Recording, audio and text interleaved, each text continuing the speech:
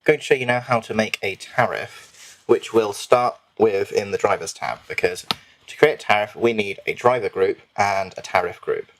The driver group determines who can access the tariff, and a tariff group determines what charge points will be able to show that tariff. So first we're going to demonstrate a public tariff, which are most commonly used. I'm going to call it public for an example, and we'll click yes, and then that's that. A public driver group is somewhat unique. A regular driver group is essentially a whitelist specific to that driver group. A public driver group, when it's used as a driver group for a created tariff, doesn't require anyone to be whitelisted. It will just allow anyone who tries to view that charger to see that tariff, which is what most people use.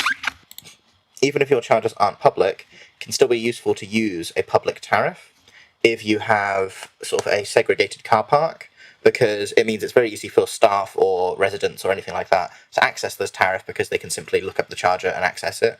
However, they won't need, it won't be at risk of people using it who shouldn't, because it's in a private car park. I'm going to create a service group now. A service group is also known as a tariff group. I'm going to call it all charge points,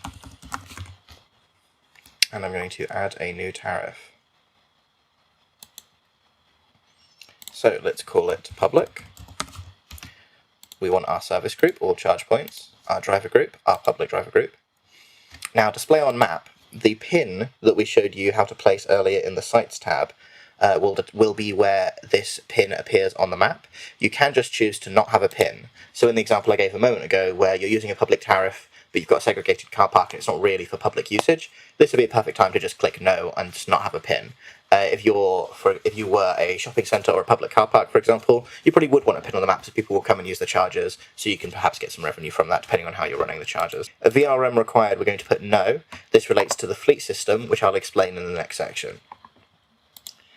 For billing, there's per hour and per kilowatt hour. Per kilowatt hour is most common. Per hour is used for units that don't have meters in them, because they can't record the kilowatt hour usage. They can only record how long they have been charging. So in that instance, you'll want to basically just sort of figure out how much power the unit would be giving per hour based on its kilowatt hour rating, and then sort of make the tariff around that. For kilowatt hours, the averages have changed quite a bit, so we'll put this one at just 50p as a very standard example. That's not a particularly common price. It actually tends to be higher than that now, I'd say.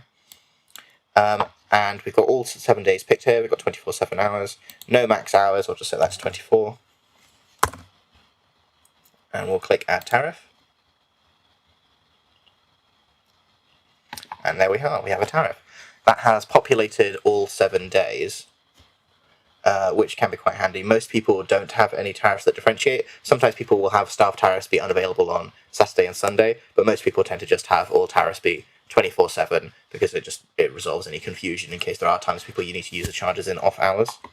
Now I'm going to demonstrate how you can apply a tariff to a charge point. I mentioned this earlier, but it can be quite simple. So first, I'll show you what you see when there's no tariff on a charge point. We'll look at UK EV 0719.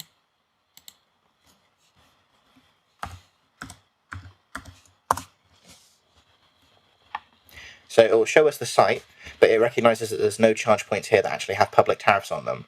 It would show you this if there's no tariff on the charge point, or if the only tariffs available are private and the user is not whitelisted. Currently I'm logged in as my support account, but if you were viewing a public tariff, you would not need to be logged in just to see the public tariff.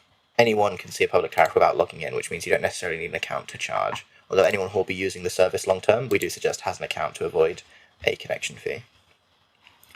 So here, as shown earlier, we're going to the charge point page, and then to configure charge point, and then we select all charge points. Now we're going to go back here, and just refreshing shows us the charge point, because the tariff has now been added. As I'm logged in, I can actually also show you the whitelist system.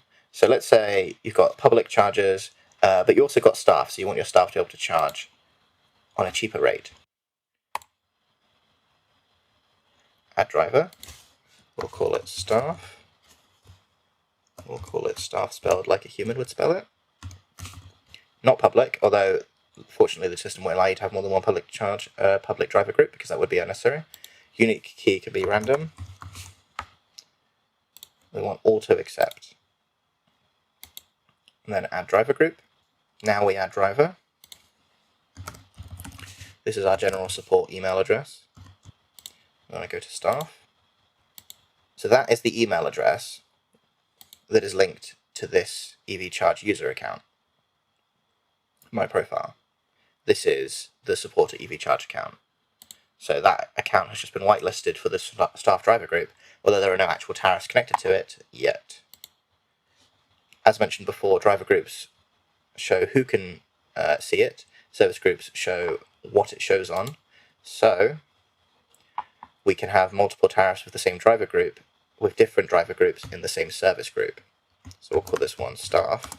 We want all charge points. We want staff driver group. Kilowatt hour. And let's say you're doing a cheaper fuel staff, so you're doing 30p an hour instead of 50.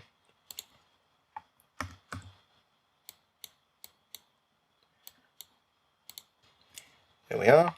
And now we have this new tariff. So we have the public one, as you can see, and I've got the staff one below it, goes onto another page there.